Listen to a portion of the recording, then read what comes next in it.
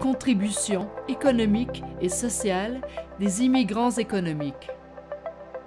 Qu'est-ce qu'un immigrant économique?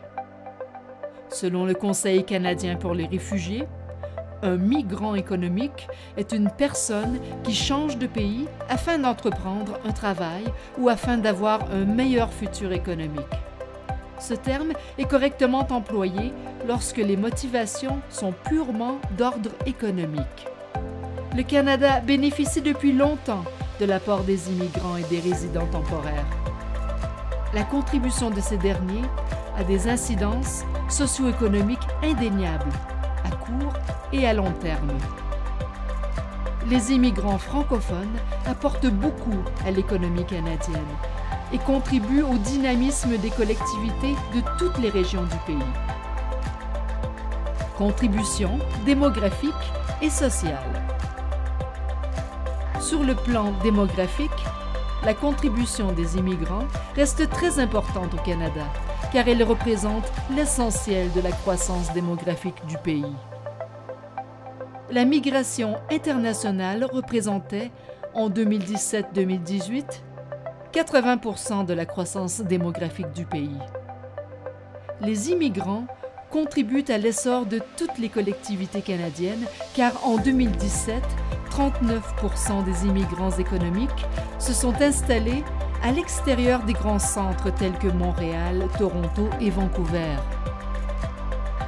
L'immigration francophone au Manitoba est, depuis ces dernières années, en croissance constante, car entre 2014 et 2019, le nombre d'immigrants est passé d'environ 15 000 à 19 000.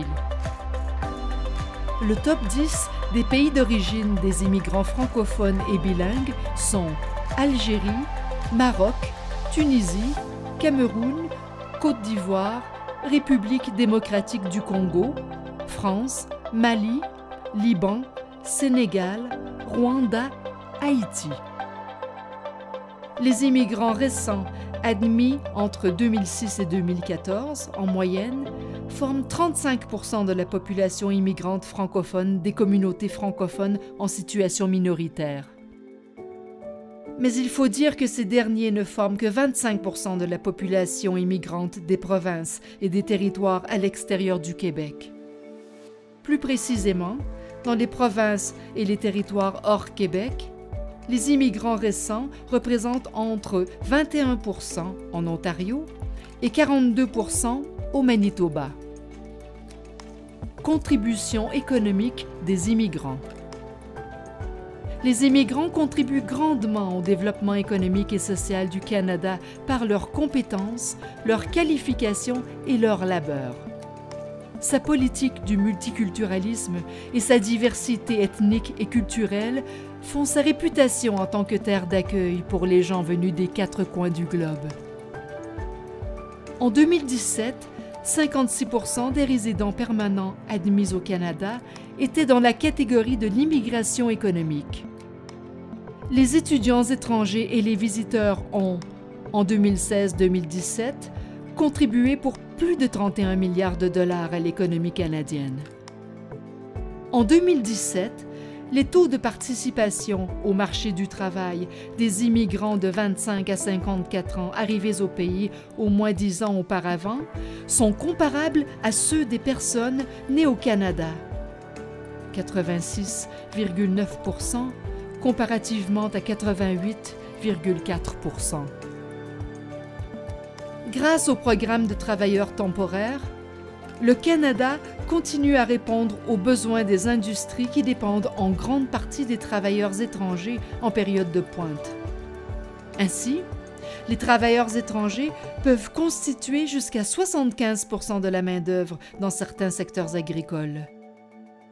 Toutes les collectivités canadiennes, y compris le Manitoba francophone, bénéficient des services de ces travailleurs temporaires.